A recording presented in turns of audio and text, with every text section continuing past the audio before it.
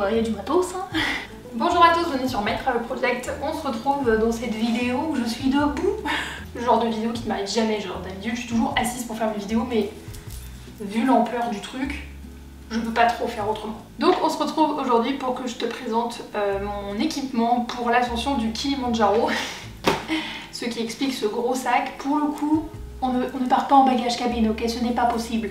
Donc à l'heure où je filme cette vidéo, on est le 4 février, donc exactement 2 semaines avant que je prenne l'avion direction la Tanzanie.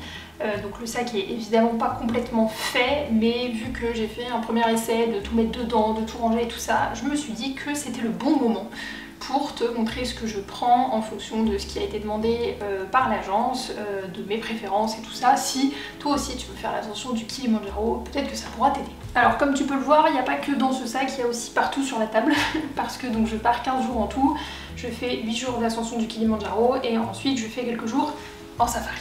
Donc bien sûr je te laisse regarder la barre d'infos, il y aura les différents timestamps si tu veux aller directement à une partie de la vidéo qui t'intéresse. Et comme d'habitude pour chaque vidéo contenu de mon sac à dos, mon équipement, ce genre de choses, tu retrouveras sur mon blog la packing list complète de tout mon équipement pour l'ascension du Kilimandjaro.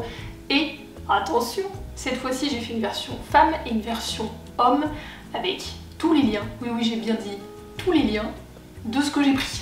Voilà. Donc on va commencer tout de suite avec ce sac. Donc ce sac c'est une capacité genre 60 à 120 litres ou 80, un truc comme ça, enfin un truc énorme de chez Decathlon. En fait c'est un sac qui appartient à mes parents et je leur ai demandé si je pouvais l'emprunter pour le Kilimandjaro parce que j'avais pas envie de réinvestir dans un autre sac pour ce voyage beaucoup trop grand, sachant très bien que j'allais pas du tout l'utiliser par la suite. Et le truc assez important, et c'est pour ça que je leur ai demandé de prendre ce sac là, c'est que c'est un sac déperlant slash waterproof.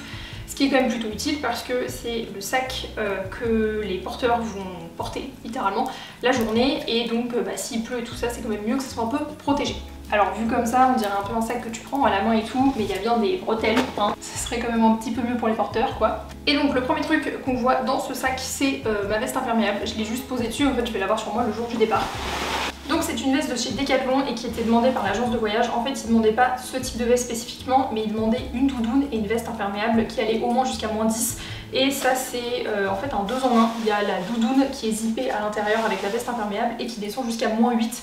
Donc c'est quand même plutôt pas mal. Et du coup c'est la doudoune que je vais prendre pour l'ascension et aussi que je vais avoir sur moi le jour du départ pour l'avion et tout ça.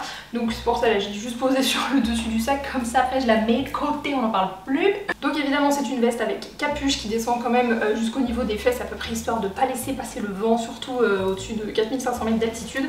Pas mal de poches aussi, donc pour ranger des mouchoirs ou des snacks par exemple, c'est quand même plutôt pas mal. Et donc c'est ce modèle là que j'ai pris. Alors avant que je continue avec le reste de la vidéo, je tiens aussi à préciser que j'ai dépensé une somme faramineuse chez Decathlon. Donc cette vidéo n'est pas du tout sponsorisée, même si j'aurais adoré, puisque là franchement je suis à 2 doigts d'avoir des actions chez eux. Voilà, donc si tu n'aimes pas Decathlon, ça ne va pas être la vidéo pour toi. Alors si on continue sur l'intérieur du sac, le premier truc que je vois c'est ma trousse de toilette, qui est loin d'être terminée forcément vu que je pars que dans 2 semaines. Pour ce voyage j'ai pas nécessairement besoin de prendre que des miniatures de voyage parce que ce sac va littéralement aller en soute, mais pour l'ascension j'ai pas non plus envie de me surcharger, surtout que je ne vais pas prendre de douche pendant une semaine parce que y a pas accès à une douche en fait pendant une semaine, voilà. Donc ce que je vais prendre avec moi c'est littéralement pour faire une toilette de chat tous les jours, donc je prends un peu les trucs de base, genre je vais quand même pouvoir me laver les dents et me mettre de la crème hydratante. Je prends évidemment de la crème solaire 50+, parce que contrairement à l'Islande, donc ma dernière packing vidéo, là je sais que je vais cramer. Je prends aussi tout ce qui est élastique pour les cheveux, boule qui est, parce que bon je dors quand même en tente pendant une semaine et je ne sais pas ce qu'il peut y avoir comme bruit. Donc boule qui est obligatoire. Et alors un truc qui n'est pas du tout une miniature de voyage, mais qui rentre dans la catégorie hygiène de cette vidéo, c'est du shampoing sec. C'est peut-être un caprice, j'en sais rien. Mais littéralement je vais pas pouvoir me laver pendant une semaine, je vais avoir les cheveux dégueulasses. Donc si je peux genre me foutre un coup de shampoing sec au bout de 6 jours pour essayer de me sentir un minimum fraîche, bah je le ferai. Voilà. Alors en plus de la trousse de toilette, ce que je prends pour l'ascension c'est des lingettes nettoyantes pour bébé. Parce que vu que encore une fois pas d'accès à une douche ou quoi que ce soit, je crois qu'on a seulement genre une bassine d'eau le soir, mais genre c'est une bassine d'eau, s'entend que je vais pas pouvoir me doucher là-dedans. Bah du coup j'utiliserai des lingettes. Bon, il y en a 70 dedans, donc j'estime que pour 2 personnes pour une semaine ça devrait aller. Voilà. Honnêtement en termes de trousse de toilette, j'ai pas grand chose de très spécifique à l'ascension, mis à part les lingettes nettoyantes et le shampoing sec. Ah si Alors, vous voyez cette pochette? C'est une pochette que j'avais achetée au Brésil, étanche normalement pour mettre ton portable dedans, histoire qu'il n'y ait pas de sable ou d'eau de mer qui arrive dessus quand tu vas à la plage. Je n'ouvrirai pas cette pochette pour te montrer ce qu'il y a dedans, je vais juste te dire ce qu'il y a dedans. Pour cette ascension, j'ai acheté un pisse debout. On va loin dans la relation là, toi et moi. C'est pas du tout pratique en fait. Genre c'est vendu comme un truc pratique, je ne trouve pas ça pratique du tout pour l'instant. Mais bon pareil, il n'y a pas de chiottes au Kilimanjaro, donc au bout d'un moment, au grand mot, les grands moyens, et donc j'ai acheté un pisse debout. Voilà. Si tu as déjà utilisé un pisse debout, s'il te plaît, donne-moi tes meilleurs conseils parce que c'est pas pratique. C'est pas pratique. J'espère réussir à savoir bien l'utiliser avant le départ. Pour l'instant, c'est pas gagné vraiment. Donc voilà pour toute la partie trousse de toilette hygiène. Comme tu vois, il n'y a pas grand chose. Parce qu'en même temps, quand t'as pas accès à une salle de bain, bah, tu peux pas faire grand chose quoi. Voilà. J'ai aussi des trucs que j'ai pas encore rangés, que j'ai juste mis dedans parce que je tenais à t'en parler. Donc ça va être une vidéo un peu brouillon cette fois-ci. C'est pas très grave. Tu vois là par exemple, j'ai des cadenas, mais je les ai juste genre mis comme ça dans mon sac. Mais c'est pas franchement pour l'ascension, ça c'est plus genre pour le trajet en lui-même quoi. Alors des trucs que j'ai pris, que j'ai mis dans ces pochons là, c'est des barres énergétiques. Fortement recommandées par l'agence de voyage pour l'ascension. Il y en a même que je n'ai pas encore rangé. J'ai pris 2 boîtes de 10 chez Decat, ce qui fait que j'en ai 20 pour 8 jours d'ascension. Donc j'en ai au moins 2 par jour. J'estime que ça devrait suffire. Je n'en sais rien à vrai dire. Alors au moment où je poste cette vidéo d'ailleurs, techniquement j'ai déjà fini l'ascension. Donc si tu as envie de me dire que ce que j'ai pris c'est complètement nul, tu peux le faire mais ça ne changera rien au fait qu'en fait je suis déjà rentrée. Mais du coup je pourrais te faire un retour pour te dire si mes 20 barres énergétiques ont été suffisantes ou pas du tout. Si vous voyez le nombre de cubes de rangement qu'il y a là dans ce sac, j'en ai jamais pris autant de toute ma vie. J'ai même un packing cube pour le rouleau de papier chiotte que je vais emmener. Parce que en effet, l'agence de voyage te demande de prendre un rouleau de PQ. Voilà. Alors j'ai aussi mis le rouleau de PQ dans un packing cube pour la simple et bonne raison que en fait la Tanzanie interdit à l'entrée sur son territoire tout ce qui est sac plastique. Donc je n'ai aucun sac plastique, pochette en plastique, sac ziploc, rien de tout ça dans mes affaires. Ceci expliquant donc le fait que j'utilise un packing cube pour ce rouleau de PQ. D'ailleurs pour l'interdiction de tout ce qui est sac plastique sur le territoire tanzanien, c'est quand même quelque chose à savoir parce que même si je trouve que c'est une initiative trop cool parce que bon, le plastique à usage unique on s'entend qu'on n'en a pas trop besoin, bah c'est vrai que là moi j'aurais eu le réflexe par exemple d'emmener un sac ziploc pour mettre mes miniatures de voyage au cas où ma trousse de toilette transparente soit pas acceptée à la sécurité, et en fait même ça c'est pas accepté, donc voilà, faut quand même le savoir et le prendre en compte quand tu fais ton sac en fait pour partir en Tanzanie. Pour le Kilimanjaro ou pas pour le Kilimanjaro d'ailleurs, hein, c'est pas juste valable pour ça. Alors si on continue sur le reste de mon sac, et là on va beaucoup plus passer dans l'équipement technique de l'ascension pour le Kilimanjaro, j'ai notamment des bâtons télescopiques. Au début je me disais que ça allait un peu me servir à rien, et après je me suis dit, Sixtine, tu pars pour une ascension de 8 jours, tu vas monter à 5895 mètres d'altitude et tu pars de 2000 mètres d'altitude. Check-moi bien que juste pour la redescendre, tu vas en avoir besoin. Donc j'ai acheté des bâtons télescopiques, évidemment qui vont en bagage en soute. J'ai mis un sac à vrac dessus parce que évidemment j'essaie de m'entraîner un minimum pour cette ascension et donc je les ai utilisés la semaine dernière. Mais donc j'ai pris des bâtons télescopiques qui sont également fortement recommandés par l'agence de voyage, donc je te le conseille si tu veux faire cette ascension ou toute autre ascension d'ailleurs, mais je ne suis pas experte. Alors j'ai aussi acheté des trucs que je pensais jamais acheter de ma vie. Ça s'appelle des guêtres ou également des stop-to, et en fait c'est ces espèces de trucs que tu mets autour de tes mollets et il y a une bride en fait qui vient passer sous ta chaussure et c'est pour éviter qu'il y ait des rampants qui rentrent dans tes chaussures, genre des serpents. Et donc ces guêtres là en fait t'es censé les utiliser pendant les 2 premiers jours parce que c'est à ce moment là qu'en termes de climat t'es dans la zone où tu peux encore avoir des rampants, des insectes, des bêtes et ce genre de choses que tu ne veux pas trop voir dans ton pantalon ou dans tes pompes. Je pense qu'aussi c'est le genre de truc que tu utilises si la météo est vraiment pourrie, genre s'il pleut, qu'il y a de la boue partout, ça peut quand même aussi protéger un minimum tes affaires. Ça tu vois, je m'en fous de le dégueulasser. Par contre mon pantalon de rando que je vais littéralement mettre pour les 8 prochains jours, je préférerais qu'il essaye de rester un minimum propre. Alors évidemment, vu que je fais une ascension jusqu'à presque 6000 mètres, au bout d'un moment il va faire un peu froid. Ce qui fait que j'ai acheté des gants d'alpinisme Non, c'est pas des gants d'alpinisme, je déconne, c'est juste que je les trouve énormes. En fait, c'est des gants de ski aussi, de chez Decathlon, qui sont très chauds, genre vraiment très chauds. Tu sais, tu mets ta main, ça t'englobe bien la main, tu vois. Donc voilà comment ils se présentent, ils sont grave confortables. J'ai aussi ma paire de sous-gants pour les jours où j'aurais pas nécessairement besoin de mettre des gros gants chauds. Donc ça, je pense que c'est plus dans les derniers jours de l'ascension. J'ai également avec, bien sûr, le bonnet. Pour le coup, l'agence recommandait vraiment un bonnet en grosse laine, donc moi pour le coup je vais pas aller chercher loin, j'en avais déjà un chez moi donc j'avais pas besoin d'en racheter un. C'est le bonnet que tu m'as vu porter des milliers de fois, que ce soit en Islande, dans l'Ouest canadien, donc tu sais à quoi il ressemble, il est très chaud donc je prends ça. Et alors mon bonheur quand j'ai vu sur la fiche technique de l'agence avec laquelle je pars qu'ils avaient écrit de prendre un bœuf. Tu sais, je me sentais un peu genre la bonne élève en mode j'ai fait mes devoirs, tu vois.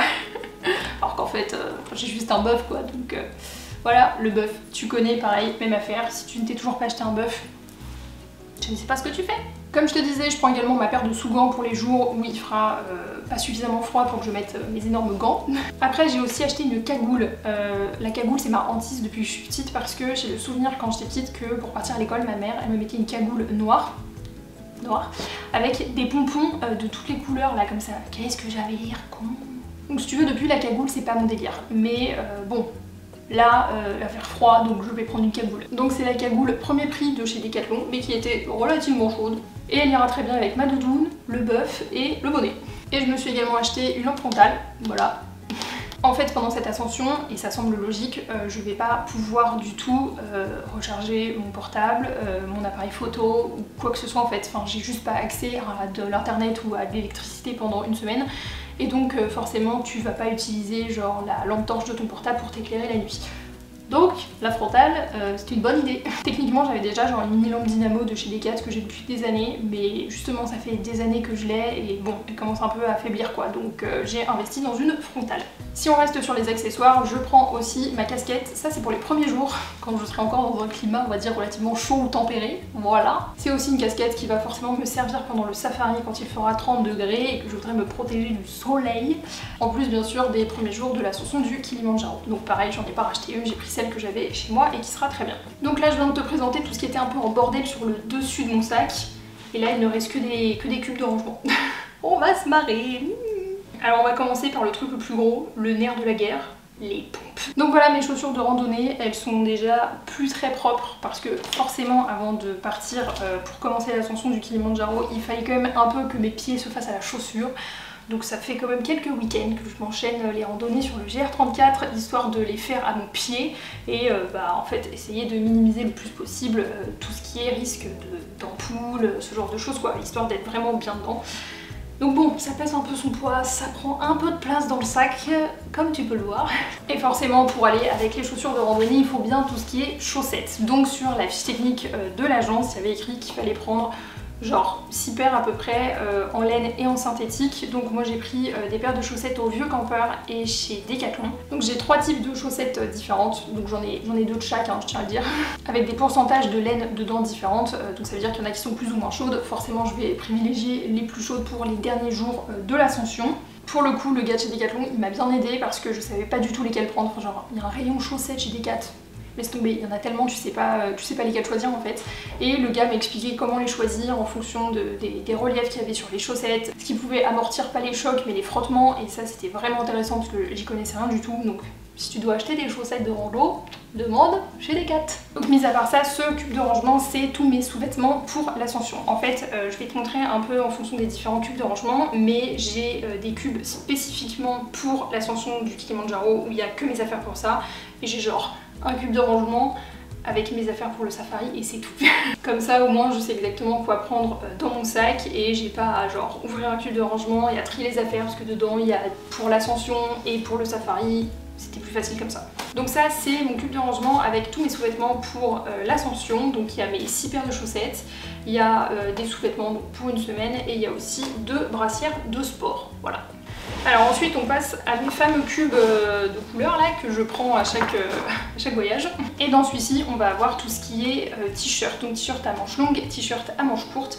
J'ai pris 3 t-shirts à manches longues, j'en ai un qui est vraiment en matière technique et les 2 autres qui sont en mérinos, et j'ai aussi mes 2 t-shirts à manches courtes en mérinos que tu me vois prendre à chaque fois que je pars en voyage. Pour ce genre de voyage et surtout là je pense pour l'ascension, le mérinos prend tout son sens parce que tu peux porter des t-shirts en mérinos plusieurs jours de suite sans qu'il y ait d'odeur de transpiration, et si tu transpires dedans ça sèche vachement vite, sachant que encore une fois je vais porter les mêmes fringues pendant une semaine et que je n'ai pas accès à de l'eau, en tout cas pour me laver ou pour laver mes fringues, forcément là je dois prendre du mérinos, c'est pas possible autrement quoi. Donc j'avais déjà chez moi 3 t-shirts en mérinos, j'avais déjà mes 2 t-shirts à manches courtes et mes 2 t-shirts à manches longues, j'en ai racheté un et j'avais en plus un t-shirt un peu genre matière technique que j'avais pour le ski quand j'étais plus jeune et donc je l'ai pris également et tout tient dans ce cube de rangement. Et ensuite j'ai encore 2 autres cubes de rangement toujours pour l'ascension, cette fois-ci avec tout ce qui est les bas, enfin les pantalons et les polaires.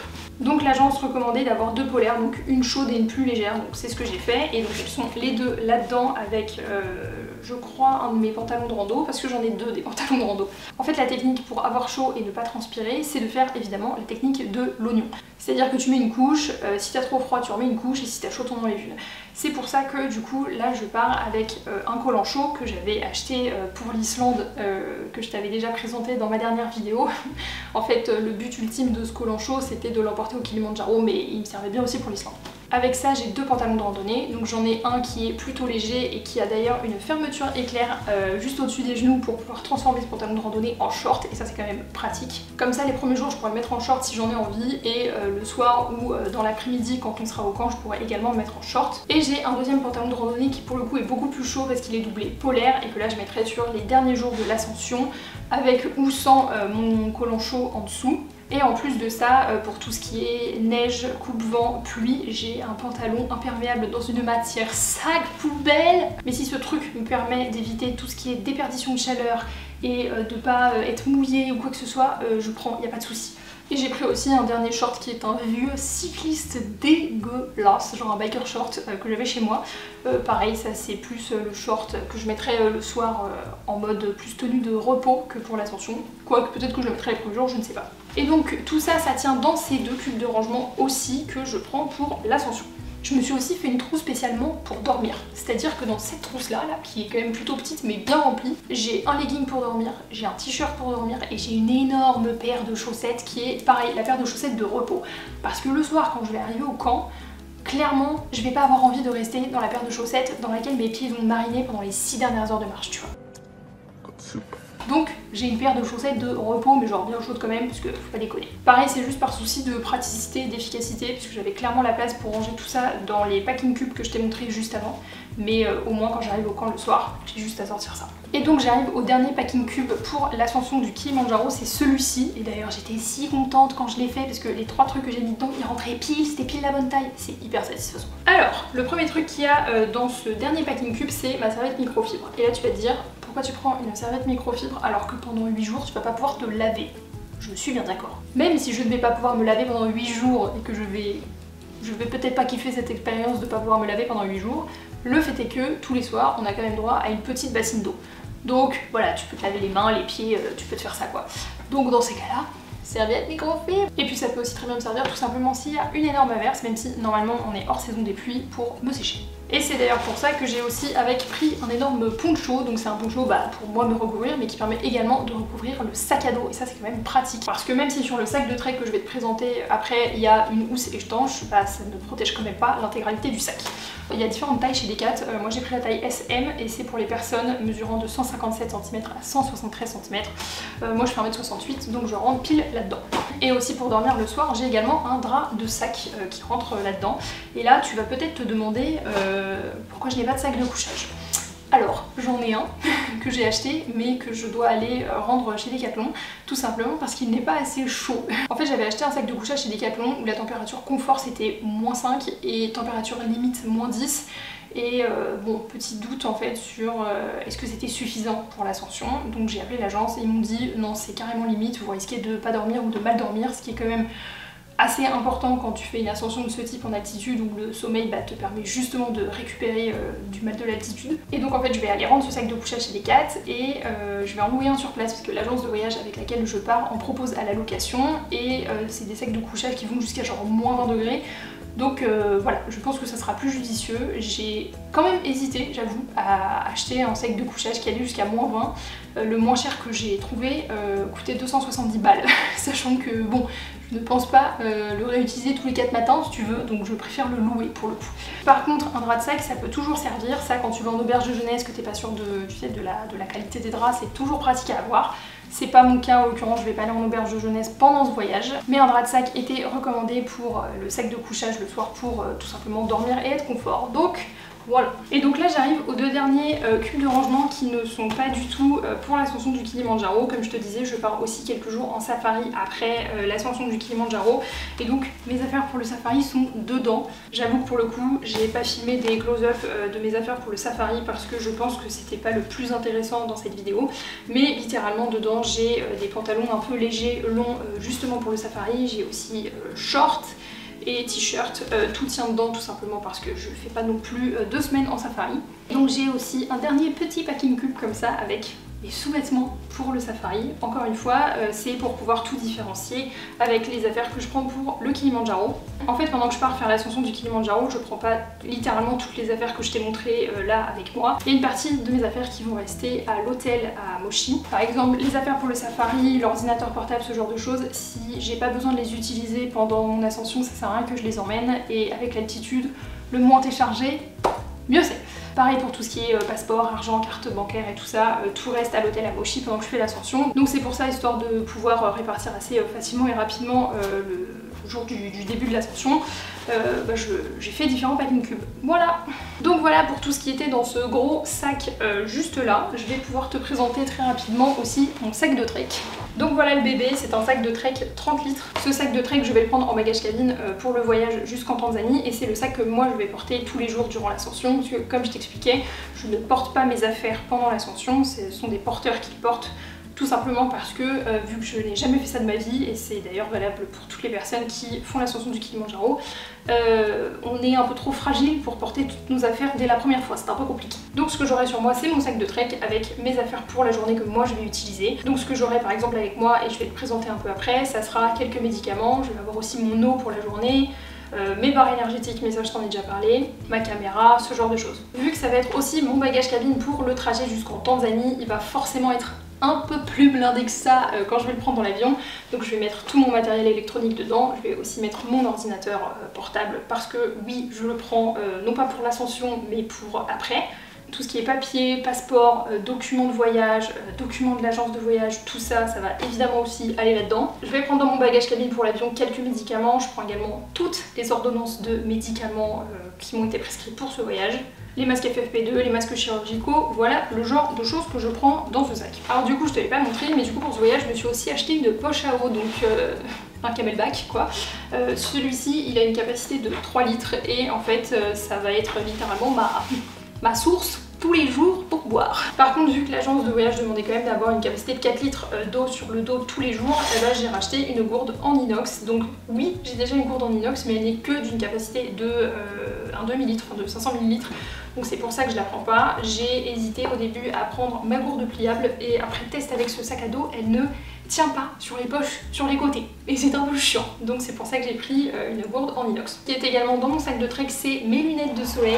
Et j'ai cru au début que j'allais prendre mes lunettes de soleil, celles que je prends d'habitude quand je pars au voyage.